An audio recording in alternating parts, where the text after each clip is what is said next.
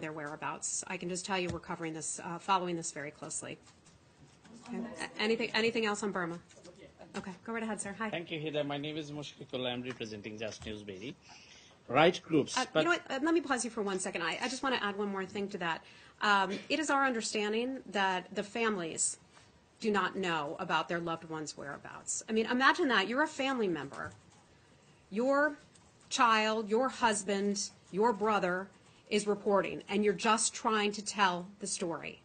You're reporting, you're detained, and you don't know where that loved one was. I cannot imagine, as a mom and a former reporter, what that would feel like. And so I hope that the government of Burma will let us know how they're doing and let the families know how they're doing.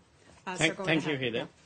Human Rights Watch has claimed satellite images shows that dozens of Rohingya villages were burned the week Myanmar signed an agreement with the Bangladesh to repatriate hundreds of thousands of refugees. The evidence that villages were still being damaged as late as 2nd December contradicted assurance by the Burmese government that violence had ceased and that the Rohingya could safely return to Myanmar, the watchdog said.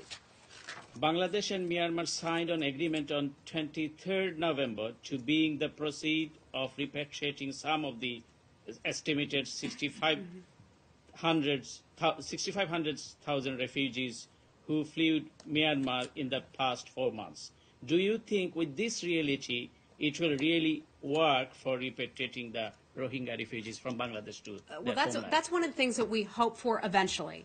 We hope that the refugees will eventually be able to go home to Burma. More than 600,000 of them have been forced to cross the border since August alone, and now it's December.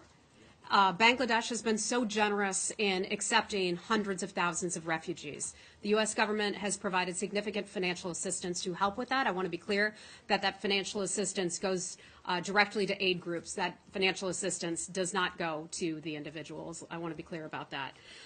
In terms of the repatriation plan, we'd like to see the plan.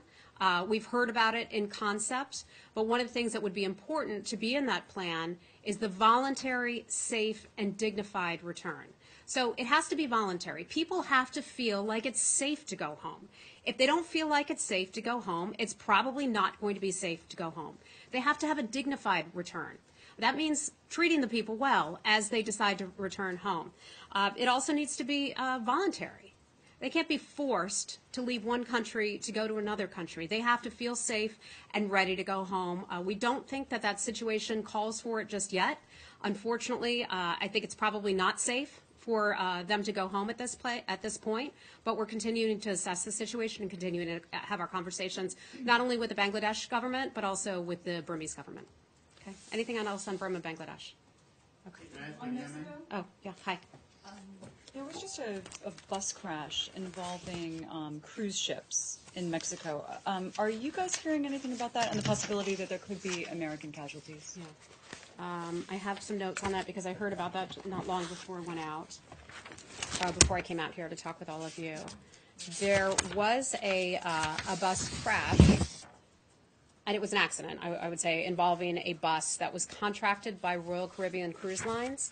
It was in Quintana Roo, Mexico, which, as I understand, is close to Cancun. Thank you. We've heard certainly about that. We're following it very closely. We would want to express our condolences to all of those who've been affected by that. It's certainly a tragedy,